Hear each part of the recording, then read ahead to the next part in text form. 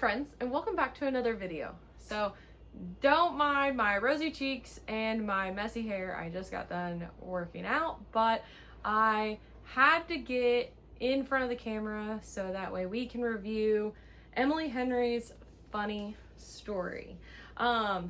This was super cute. I really enjoyed the trope in this one, and I actually really enjoyed the main character. Her name was Daphne, and she is a local kids librarian. So she met her ex-fiance, and it's just basically like the backstory that we get in this. It's not the full-blown like they're together and then they break up. It's kind of like thrust in the first like couple chapters.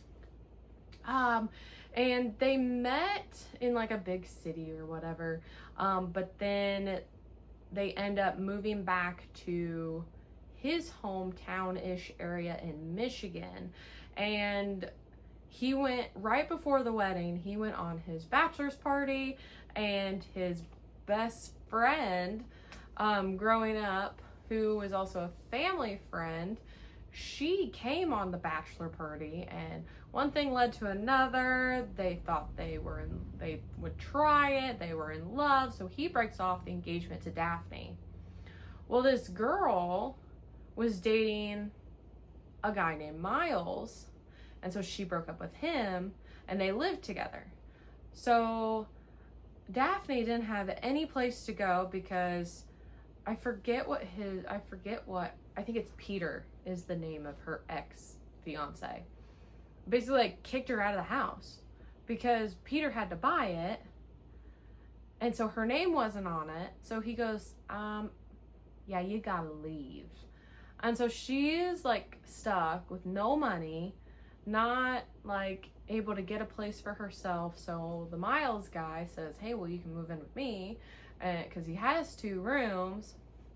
So they become roommates.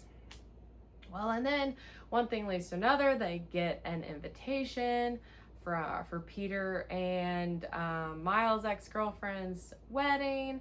And so they RSVP because they're drunk, and they do and it's not like a +1 or anything. They just both RSVP. Well, then Peter calls Daphne and it was like, you don't have to come or whatever. Or she did put a +1, maybe. I can't remember that part. But she says that she's dating Miles. So they go on this like fake dating kind of thing, but then start falling for each other. It is just so super cute, and I absolutely love it.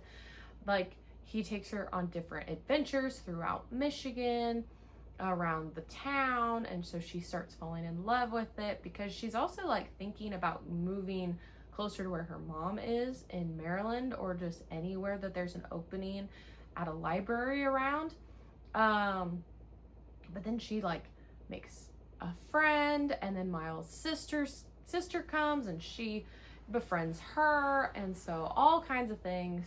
And I really enjoyed this. And Miles as a character was fantastic too, because he, struggled with some things. Obviously, Daphne struggled with some things, but those two complemented each other so well. And Emily Henry, I love her books. I think this is the 3rd or the 4th one that I read by her. I think the 4th one. And I have another one of hers that I need to read as well. But her writing's not whimsical or fantastical or